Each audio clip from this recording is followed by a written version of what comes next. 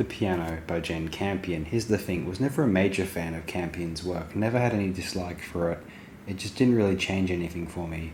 Sweetie and An Angel at My Table are not without their merits, obviously. I wouldn't be discussing this film here today if I didn't feel this had no impressive attributes. It quite evidently has a handful.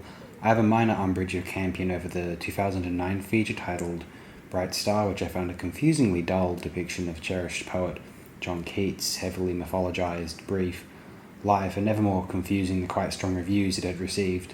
Were critics just projecting their admiration of Campion's earlier works onto this film, which they wouldn't think much of if it were just someone's debut, released to little or less excitement or applause? The Piano is a stirring production with very powerful performances, whether it contributes as much to the medium as some other films it is ranked next to. I'm not totally convinced of that, where I can say with thorough confidence that I like the film. It is quite solid and I admire it as an exercise in filmmaking, although I can't claim it one of my favourite films of all. I don't feel much or any negativity toward it of any significance at this moment in time anyway. A lot of 1993 films on the TSPDT list. Some of them I may like more than I do The Piano, but let's see what they've gathered here. From the East by Chantal Akerman. I've never actually seen that, so we'll pass on it for now. The Puppet Master from Ho Xiao Shen, one of Shen's very best, almost his best film. Gotta give it to that over The Piano, there's no question. Abraham's Valley from Manuel de Oliveira. Are you kidding me? One of de Oliveira's very finest features. That's gotta be Abraham's Valley. That's not even close. Blue by Derek Jarman. I much prefer most of Jarman's other feature films, although I do appreciate Blue. It can be a highly auto-dissective experience.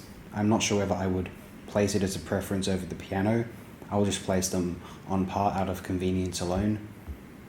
Dear Diary by Nanni Moretti, I have never seen. The Age of Innocence by Martin Scorsese.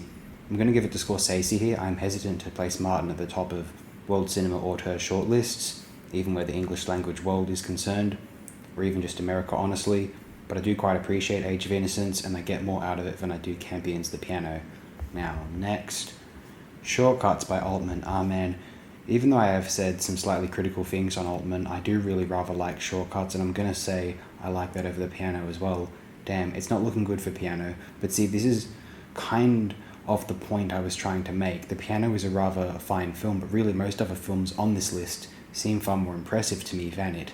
I have to be completely honest about this, even if it reflects nothing more than my own arbitrary viewing preferences.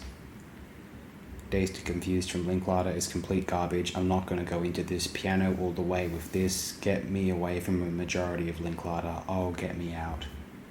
Mike Leigh's Naked. I agree with AOD's skeptical opinions on Naked, and yet I will say I prefer it over Campion's The Piano for Dick Pope's cinematography, if there is no other reason. Three Colors Blue. Oh, that's not fair to Campion. Come on now. Come on.